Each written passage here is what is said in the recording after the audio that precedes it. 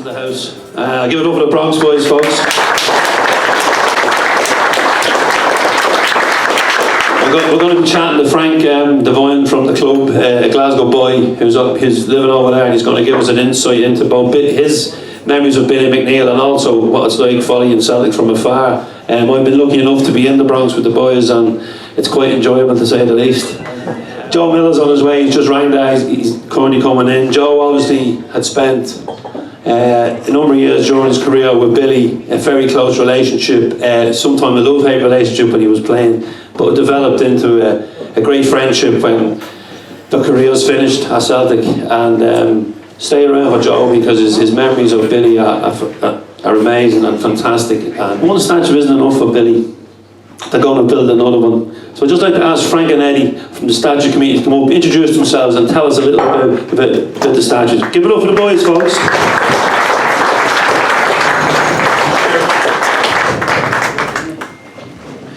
Okay, boys, firstly, thanks very much for coming in. I believe the fundraising is going extremely well. But before we start, can you both introduce yourself and then maybe share a memory you have of Billy? Good afternoon, thanks very much for inviting us in. My name is Eddie Lynas, I'm the chairman of the McNeill Commemoration Committee, and my own fondest memory is I grew up across the road from Billy's mum and dad in Belsill. And when I was 11 years old, when he came back from Lisbon, I was in his parents' house and he brought me a parent bag, which my nephews in London still have to this day, and he's always been a great friend to me all through my life. Pass on to my colleague Frank. Good morning, guys, or good afternoon now. My name's Frank Devine and I'm involved with the Billy McNeill Commemoration Committee as well. Actually, my first memory of Billy McNeill, my mammy was taking me down the street. I can't remember where we were going or anything like that. And Big McNeill was standing outside the pub and he waved out to my mum, and I thought, this is unbelievable. He's waving out at us here, Big McNeill's waving out at us. So that was my first memory of Billy McNeill, and that's a kind of cherished memory. But as I say, we were into Billy's mother, Nellie, God rest her, she ran the pub. Big McNeill was very early in it. And all the Celtic buses for Edinburgh would come through to Belsill. Used to be 7, 8, 9 parked right up Belsill Main Street, or Moss End Main Street at the time. So the pub was always mobbed, and it was part of the community. So, and Big McNeill, you would see Big McNeill at Mass, and you would see him less at Mass because he moved up to, he moved into the town and that, you know, but that was my first memory of McNeill. And just on the playing side, or his management side, obviously Lisbon sticks out of it in everyone's, young and old, because of how iconic the images, even with the cup raised.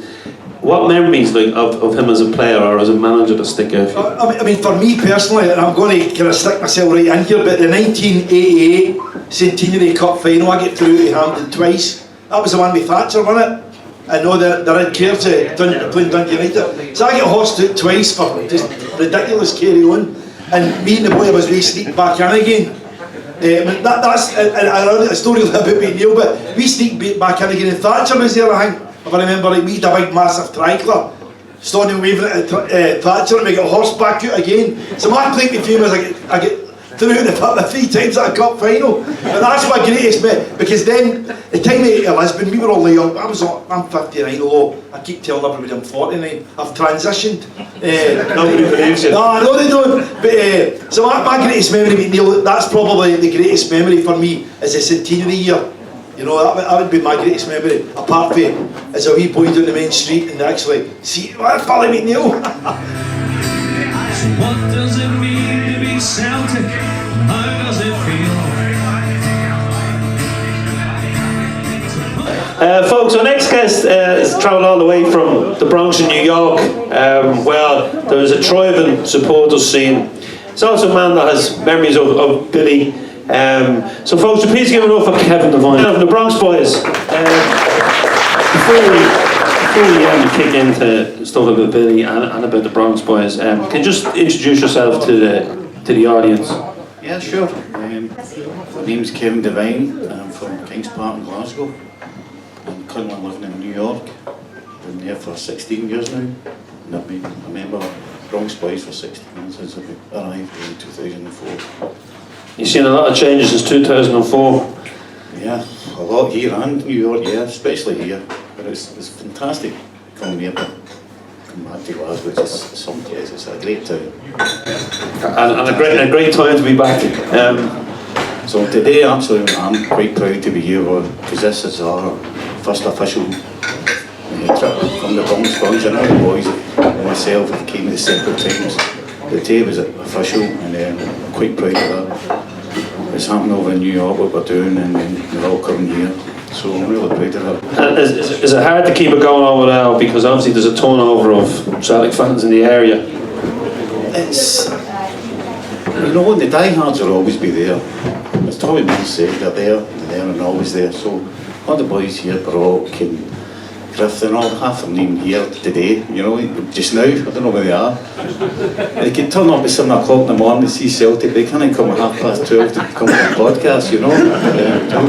Yeah, so it's great, it's just great. And the Bronx Boys, an official trip to the Celtic Park. Before you emigrated to the States, obviously you memories of the great Billy McNeill. Can you just share maybe one that sticks out? I can actually tell you a story about Billy over in New York. You can indeed. Because we know all the stories here. I mean, from me in Glasgow, I've got a great story in New York.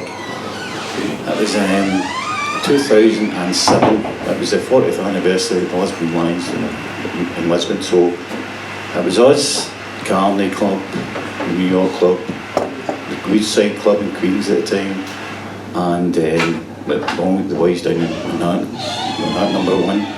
So we had a big dinner dance for the 40th anniversary. So we had Billy, Dixie, wee Bertie and Tommy Gem all over for the 40th anniversary. So like 400 people turned up for a marquee in the Riverside Park.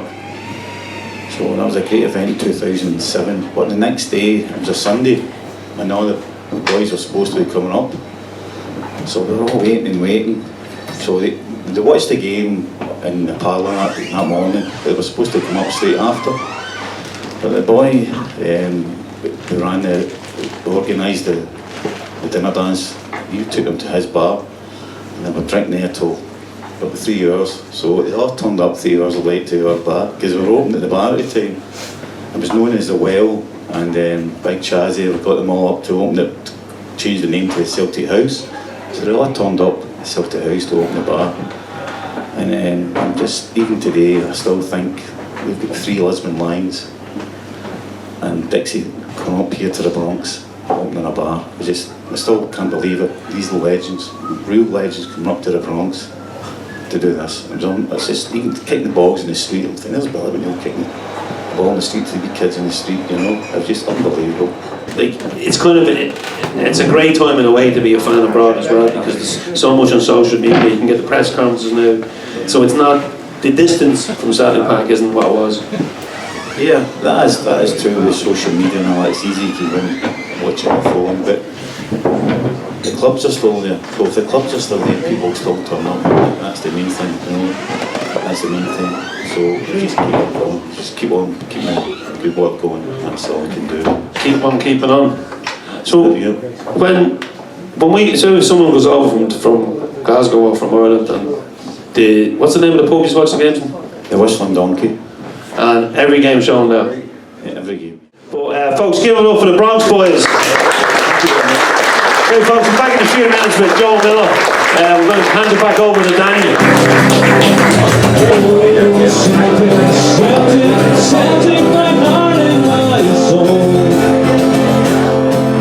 A good friend of Celtic AM is back in the house. Folks, give it up for Joe Miller.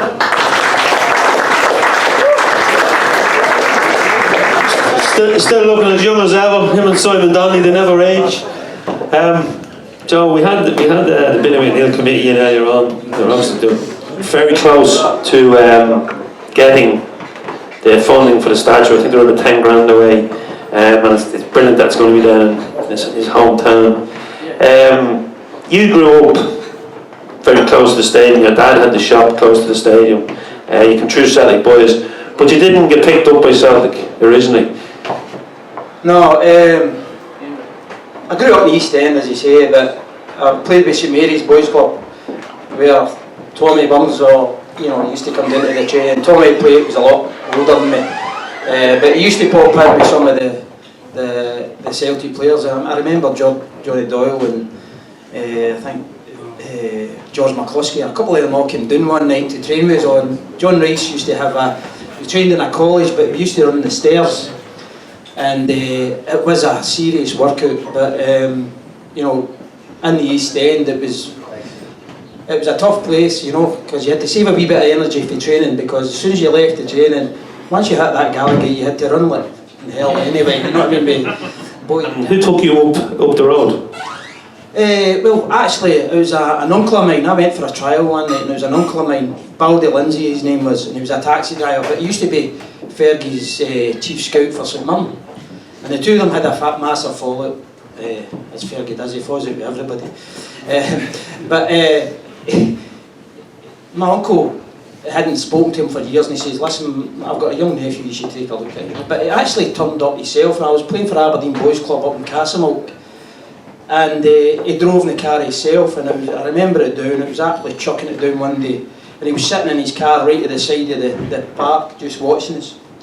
And everybody said, there's Alex Ferguson. So we're all wondering. Now, back in the days, you used to see the old scouts with the bonnets and the long coats, you know, just. But he was a manager at Aberdeen, down to watch. We didn't know. I didn't know he was watching myself. But right after it, the following day, he was sitting in the living room, and I'm playing in the streets and the drives down in Denison, playing in the streets, getting chased with the police. And next minute, one of my dad's customers leans out the window and shouts, "Hey Joe, you better get your ass up to your mass." She says, "Alex Ferguson sitting in your house," you know. So I obviously had played against Celtic a few times, and I scored against Celtic a couple of times, which I nearly got my head kicked in half for my family and friends, and they wouldn't speak to me for about a month after that. But they came a calling again, and then when I did sign, 8 people kicked my head in, and they were at the front door cheering. So no, it was great, because I was an East End boy. I grew up supporting Celtic. I was always, you know, trying to catch the half-time gates or whatever. If I was playing for the boys' club in the afternoon, I would try and catch the half-time gates or get in midweek games and things like that. So I was always at Celtic Park watching. Even there was one day I went, played for Celtic Boys Club, and Alex Ferguson and Gordon Strachan and Matt McGee were all playing, and they were playing against Celtic at Parkhead, and I had signed the S-form for Aberdeen, and they took us, they said to us, "You come along to the game after you've played." So my dad met me, and I went along, and he says, "Come into the dressing room." I says, "No, it's all right." He says, "No, come into the dressing room, meet all the players." I says, "I've met them all." He says, "No, come in." So I went in, and then I've seen all the boys, you're going in the dressing room, shaking their hands there, Jim Layton, Wally Muller, Alan McLeish, and Gordon Strachan and Mark McGee were always sat beside each other carrying on, and Gordon just grabbed me and shook my arm, you know, really tight, and then next minute my Celtic scarf fell right in the and Fergie came over, they unzipped me, and I've got a Celtic jersey on. And he's like, "What the call?" You know, he's cursed and swearing. So, you know, I says, "Well, yeah, you know what I mean?" So, he says, "Get the tickets for, send him out of the jungle," you know. But, no, it was great, but he knew I was a Celtic fan, but at the same time, I was tied to Aberdeen at the time, and I was always destined to try my hardest and play well for, no matter who paid your wages or who signed you. Well, I was desperate to sign. It was the centenary of the year, and I'm saying, you know, hopefully he's going to come down with something, you know. So he says, "No," because I was playing centre forward for Aberdeen, and I was scoring goals, and I was just getting the knack of things. And he said, "I see, I'll play you up front. I'll play you up front." I said, "I will wear up front." "No, I'll play through middle. We'll spell it. You know, I want you all interchanging and things like that." He says, "I want you to start off on the right tomorrow." And I says, "Right, okay." So eventually we negotiated. Did the deal and they played me out on the right. So I think for the first 8 weeks, you know, I was doing well. I was tearing defences tearing defences apart, and there was 2 and 3 marking up on me. And Andy and Frank, they were banging in the goals. The crowds were getting bigger. Everybody was getting behind us. And I says to the gaffer, I think I was always at the gaffer's door, "When am I getting the centre forward?" He says, No. You could be the new Jimmy Johnson. But I got on great with the gaffer. He was brilliant. We drove him up the wall. The younger ones drove him up the wall. And he was always asking the older ones to look after us and calm us down, but they couldn't calm us, you know. We're just a great squad of boys. We're all Celtic fans as well. We knew that night we'd win the league. And the fans, it was quite but we knew we weren't going to get beat because Big Billy used to come into the dressing room and, you know, he team talk, pick a team, which was a laugh because he used to have his, you know, the magnetic board. You had to be players on it, and he would just move them all about. And now the excitement, you know, every now and again he would bang the board, and all the players would fall off. And then he goes up, and you go up and sit and piss themselves off. And then he would look down to see who's laughing and that, you know. But, all the jokes were all getting cracked, you know, who's getting subbed and all that, he fell off the park. And for a young boy, well, what an education that was. That was a life experience, going out with Frank. You know, we were sitting down and I think he took us away to Bella Medina. And they were asking about a fix for there. So he says, right, go out together. So we all went out together, and myself, Paul McStay and Granty kind of veered off. Seen a wee pub across the road, pool table. He goes out there and we started challenging everybody at pool. So Paul thought he was the next Steve Davis, you know. He's jumping on the table, wouldn't come out of the queue. And we started playing the barman, and before you know it, we started playing for a carry out. And then we've got cases of beer, and we start walking down the road to the hotel. And we've got cases of beer, bottles of Southern Comfort, sombreros. And we're marching down to the hotel, and at the hotel was this, we thought, well, it was just like a kind of mirrored partition. It was a part of the restaurant, it was just all glass, and it was, you just seen your reflection. Behind the reflection was Big Billy and the rest of the team and all the directors. And this was us just going into the Scottish Cup final. You know? What does it mean to be Celtic, and how does it feel to pull on the hoops and be fearless like Billy McNeill? Oh, Celtic, Celtic, Celtic, my heart and my soul. I followed the teams of the past and watched history unfold. Going to Parkhead with my dad and my brother.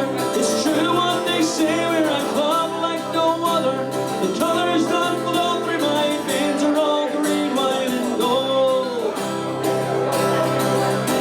They came in their thousands to Lisbon, and Chuck had a plan. He understood football was nothing without the fans. He went to go down before Gimel and Chalmers would save us. Our jerseys don't fit second best or inferior players. Oh, Celtic, Celtic, Celtic, my heart and my soul. I followed the teams of the past and watched history unfold.